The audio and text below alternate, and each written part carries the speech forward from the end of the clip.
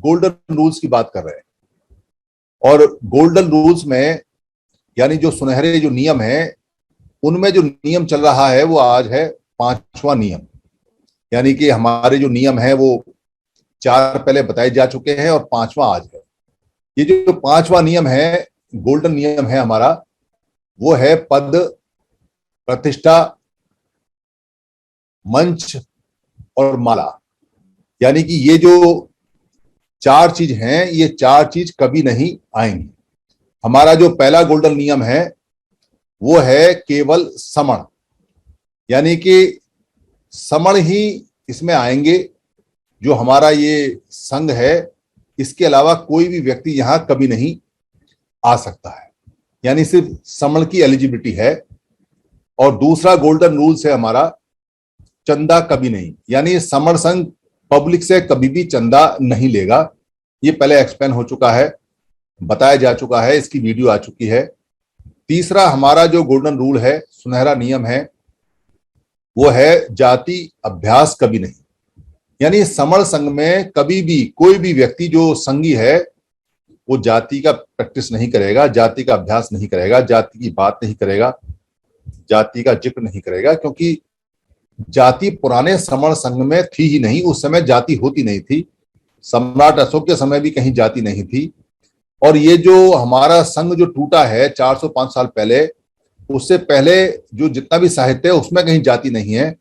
ये काल्पनिक किताब जब से आई है 400-500 साल से, तब से जाति का ये जो सिस्टम है ये बना है, क्योंकि संघ टूटा है तो छोटे छोटे टुकड़ों में जाति में बट गए हैं।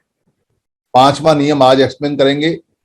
जो चौथा नियम है हमारा, इसमें है केवल संघवाद। संघवाद का मतलब है कि यहां हम व्यक्तिवाद, नेतावाद, प्रधानवाद या संगठनवाद या कोई और वाद ऐसा जो संघवाद से इतर हो या अलग हो, उसको हम नहीं मानेंगे। 5वां आज एक्सप्लेन करेंगे, पद, प्रतिष्ठा, मंच और माला कभी नहीं। और छठा नियम है हमारा, समण संघ का कभी भी पंजीकरण नहीं होगा, ना पहले कभी हुआ है और ना ही कभी होगा। 7वां नियम है संघादि से सबसे ऊपर, यानी जो संघ के आदेश हैं, जो संघ मिलकर आदेश देगा, जो ऑर्डर पास करेगा, वो हर एक व्यक्ति को मान्य होंगे जो संघी है, और वो सबसे ऊपर है, उनसे कोई समझौता नहीं है। 8वां नियम है संघ राजनीति में कभी नहीं जाएगा, यानी कि संघ राजनीति में कभी नहीं जाते हैं, ना ही संघ को कोई राजनीति से मतलब है।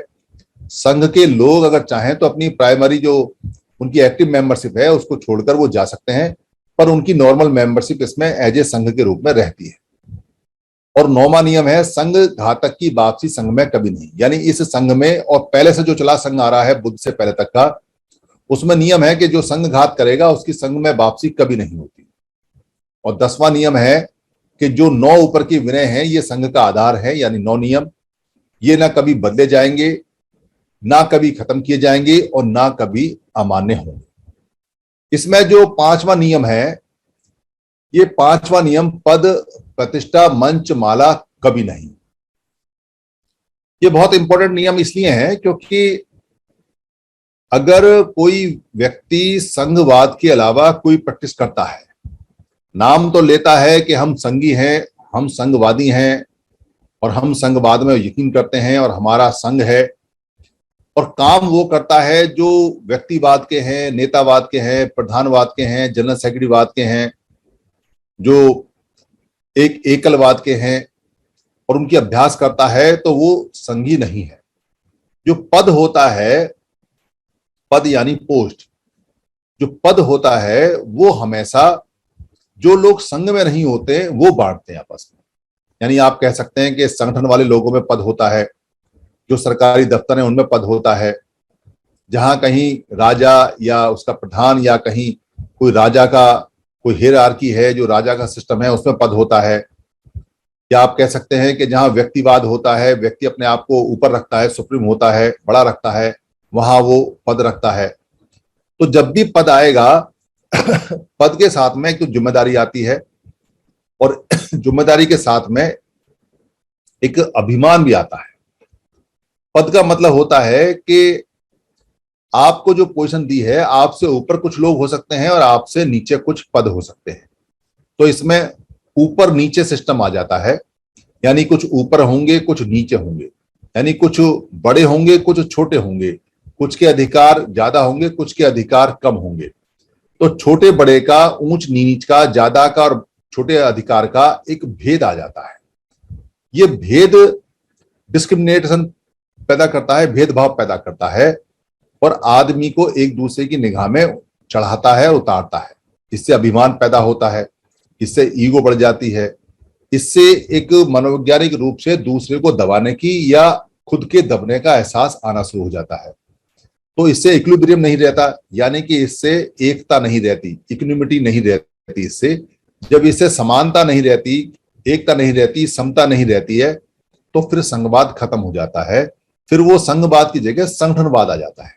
इसलिए संघ में कभी भी पद नहीं हो सकता, क्योंकि पद हमेशा छोटा बड़ा करता है, ऊंच नीच करता है। पद की आवश्यकता यहां कभी पहले ना संघ में थी और ना ही कभी संघों के अंदर पद रहते हैं। दूसरा आता है प्रतिष्ठा। प्रतिष्ठा का मतलब है कि संघ के अंदर किसी को प्रतिस्थापित किया, यानी उसको ऊंचा किया या उसको नीचा किया, उसका सम्मान किया या उसका अपमान किया। आप अगर किसी को विशिष्ट अतिथि, स्पेशल अतिथि, मुख्य अतिथि या सह मुख्य अतिथि या कोई भी अगर ऐसा स्थान देते हैं जो साधारण संघियों से इतर है, अलग है, या उसको नीचे वाला स्थान देते हैं जो साधारण संघियों से नीचे है, तो वो आपको छोटे और बड़े का भेद पैदा कर देगा। इसलिए संघ में कोई कितना काम करे, सभी व्यक्तियों की अलग अलग खासियत होती है। कोई व्यक्ति बोलने में अच्छा हो सकता है, कोई समझाने में अच्छा हो सकता है, कोई यहाँ लोगों को जोड़ने में, स्पोक बनाने में अच्छा हो सकता है, कोई लिखने में अच्छा हो सकता है, कोई यहाँ पोस्ट बनाने में अच्छा हो सकता है, कोई यहाँ मैनेजमेंट जो खाना वगैरह है उसको लगाने में, करने में अच्छा हो सकता है, कोई यहाँ जूतों को लाइन में लगाने में अच्छा हो सकता है, कोई यहाँ गेट पर खड़े होकर गेट की व्यवस्था देखने में अच्छा हो सकता है, कोई यहाँ लोगों को पानी पिलाने में अच्छा हो सकता है, कोई यहाँ सबका हिसाब किताब दिखने में अच्छा हो सकता है, कोई लोगों को सही रूप से काम कराने में अच्छा हो सकता है, कोई प्रोफेशनल हो सकता है जो एक दूसरे की मदद करे, कोई डॉक्टर हो सकता है जो मरीजों को ठीक करे, कोई इंजीनियर हो सकता है जो लोगों की मदद करे, कोई अफसर हो सकता है। काम यहाँ किसी का कुछ भी हो सकता है। जो काम वो जानता है वही काम देता है और संघ उसको वही काम देता है।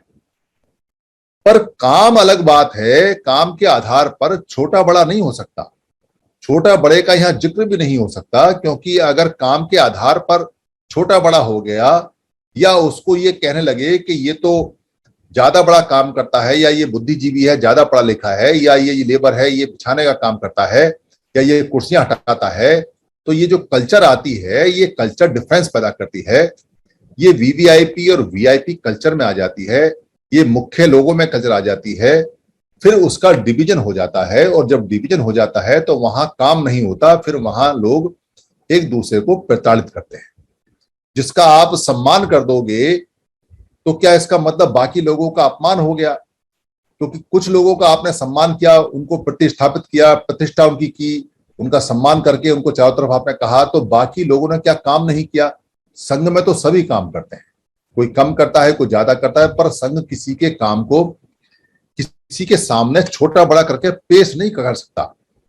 जो काम जो कर रहा है वो कर रहा है, संघ की निगाह में रहता है कि कौन ज्यादा काम करता है तो उसको और ज्यादा काम दिए जाते हैं। जो काम नहीं करता, कामचोर होता है, संघ उसको पहचानता है, पर कहता नहीं है कि ये जो ऊंच नीच का वाला मामला है या कुछ ऐसा है। यहाँ जो काम करता है वो स्वतः ही ऊपर संघ उसको रिकॉग्नाइज कर लेता है, चला जाता है, क्योंकि काम यहाँ पहचान है। पर काम के आधार पर कभी भी छोटा बड़ा किसी को नहीं कहा जा सकता कि तू लिखाई पढ़ाई का काम करता है तो तेरा काम अच्छा है, और कोई आदमी अगर कुर्सी बिछाने का काम करता है तो उसका काम गंदा है। ये डिफरेंस यहाँ किसी भी हालत में नहीं आता। इसलिए यहाँ प्रतिस्थापित नहीं किया जाता, यहाँ किसी को प्रतिष्ठा नहीं दी जाती, यहाँ किसी भी हालत में किसी को स्पेशल नहीं कहा जाता। अगर स्पेशल किसी को कह देंगे तो बाकी लोग ऑर्डिनरी हो जाएंगे, तो संघ खत्म हो जाता है। तीसरा यहाँ है माला, मंच और माला। मंच यहाँ कभी नहीं लगेगा, क्योंकि मंच जहां लगता है वहां ऊंचाई पर लगता है। मंच हमेशा कुछ लोग ऊंचे पर बैठते हैं। मंच का मतलब है कि कुछ लोग बाकी लोगों से विशिष्ट हैं, स्पेशल हैं, मुख्य हैं, कुछ ज्यादा तरह के उनके अंदर कुछ चीज है, इसलिए उनको ऊपर बैठाया गया है। और जब वो ऊपर बैठते हैं तो ऊपर बैठते ही उनके अंदर एक ईगो और एक अहम और एक गुरूर आ जाता है। आपने अगर ध्यान दिया हो तो ये जो मंच सिस्टम है, ये जो ऊपर बैठने का सिस्टम है, ये सिस्टम सारा का सारा उन लोगों का सिस्टम है जिनके संगठन चलते हैं, जिनमें राजा चलता है, जिनमें व्यक्तिवाद है। क्योंकि राजा हमेशा आपने ऊपर बैठा हुआ देखा होगा कुर्सी पे, उसके मंत्री उसी हिसाब से नीचे नीचे बैठते हैं। तो ये जो ऊपर बैठने का सिस्टम है, ये ऊंच नीच पैदा करता है। और जो व्यक्ति जितने ऊपर बैठ जाते हैं, वो नीचे वालों को सिर्फ ये मानते हैं कि इनको सिखाना है और हम सिखाने वाले हैं। एक अहम और एक ईगो ऊपर बैठते ही आ जाता है, चाहे उस बंदे को क्या क्या भी ना पता हो, चाहे नीचे बैठने वाले बहुत बड़े बड़े जानकार और विद्वान हो। और जैसे ही किसी को ऊपर की पोजीशन मिलती है मंच पे, उसका दिमाग घूम जाता है, उसका दिमाग खराब हो जाता है और वो ऐसा तन जाता है जैसे मुर्दा अकड़ जाता है ठंड में, ऐसे अकड़ अकड़ के वो बैठता है। इसलिए मंच कभी नहीं लगता संघों के अंदर, क्योंकि व्यक्ति बराबर होते हैं और सारे अच्छे होते हैं, और जानकारी का जो लेवल है वो धीरे धीरे लोगों का बढ़ता रहता है। इसलिए एक पॉइंट पर आके सब लगभग वैसे जानकार हो जाते हैं, चाहे वो पढ़ा लिखा हो या ना हो, चाहे किसी के पास डिग्री हो या ना हो, चाहे कोई बहुत बड़ा ज्ञानी हो या कोई कम हो, मगर जो जो सहज ज्ञान है, वो सहज ज्ञान लगभग सबको मिल जाता है, जिसका समण संघ में सबसे ज्यादा जरूरत है और जो सबसे ज्यादा जाना जाता है, सहज ज्ञान। यहाँ डिग्रियों के ज्ञान की आवश्यकता नहीं होती संघ के अंदर। जो नेचुरल ज्ञान है, जो सहज ज्ञान है, जो प्राकृतिक ज्ञान है, उसकी सबसे ज्यादा आवश्यकता होती है।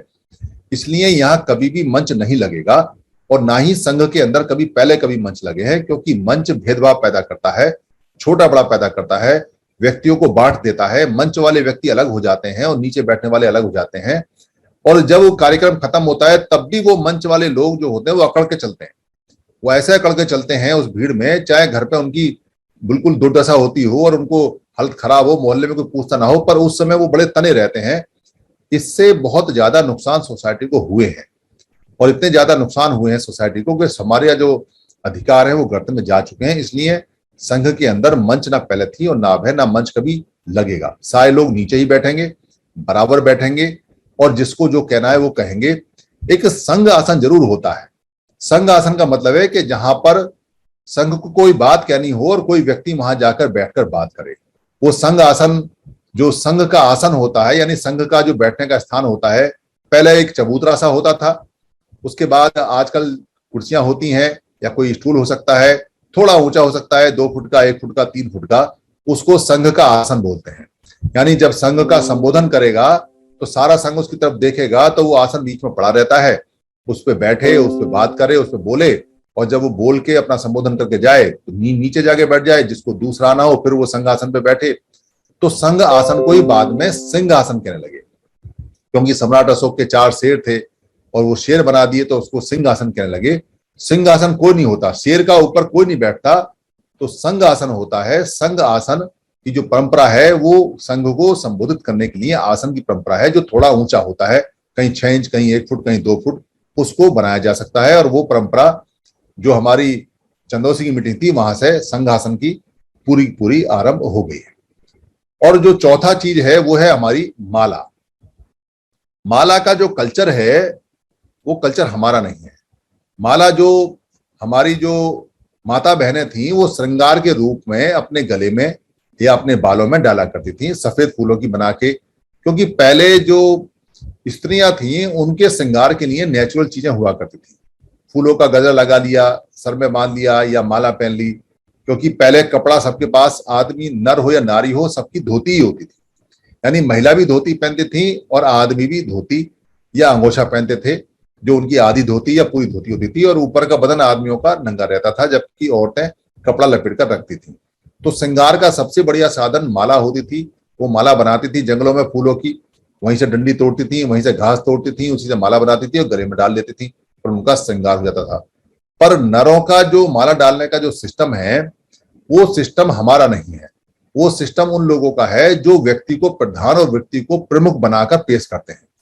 और भीड़ में ये बात पता चले कि कौन व्यक्ति प्रमुख है और कौन किसको प्रधान बनाया है, किसको नेता बनाया है, इसलिए उसको फूलों से सजा सजा के लेके आते हैं, ताकि किसी को पूछना ना पड़े और वो समझ जाए कि ये व्यक्ति प्रधान है और ये व्यक्ति व्यक्तिवाद में ऊपर है।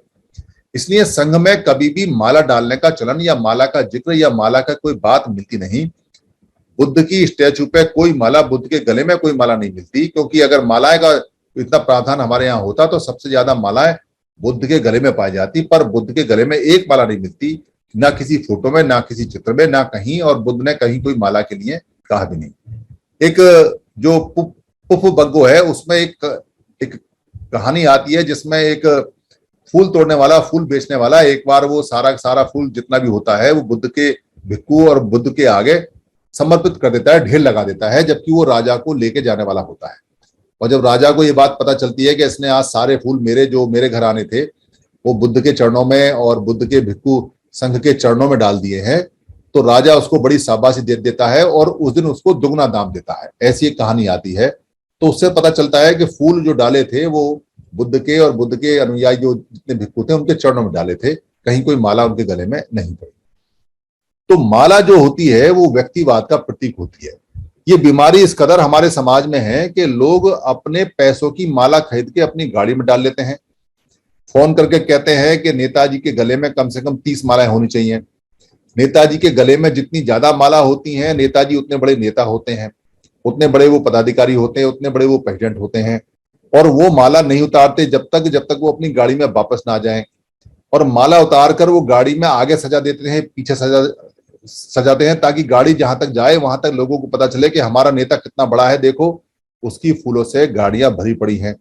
कुछ डैशबोर्ड पर डाल देते हैं, कुछ टांग देते हैं। और माला अगर नहीं हो कहीं या बेकार माला हो तो नेताजी डांटते हैं कि तुम कैसा स्वागत करते हो, माला लेके नहीं आए। तो ये सब होता है और ये सारा सिस्टम मालाओं का लगातार चलता रहता है व्यक्ति को प्रधान बनाने के लिए। इसमें पैसा भी जाया होता है और इससे कुछ मिलता भी नहीं है सिवाय व्यक्तिवाद के, और कुछ नहीं मिलता।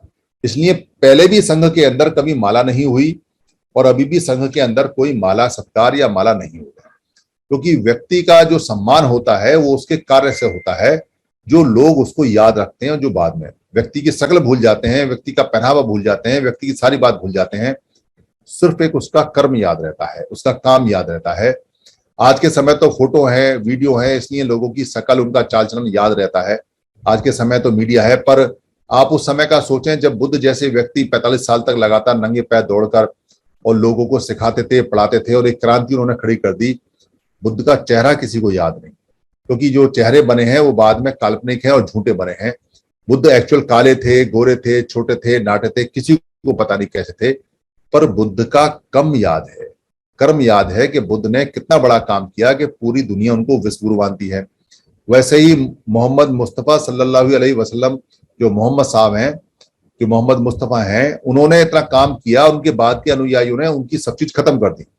इसलिए उनका फोटो नहीं बनाते, क्योंकि फोटो से व्यक्तिवाद आ जाता है और काम पीछे रह जाता है। इसलिए मोहम्मद साहब ने जो काम किया है सिर्फ वो काम गिना जाता है, उनका चेहरा मोहरा या उनकी चीजें सारी खत्म कर दी गई, ताकि लोग व्यक्तिवाद में या पूजावाद में ना आ जाए।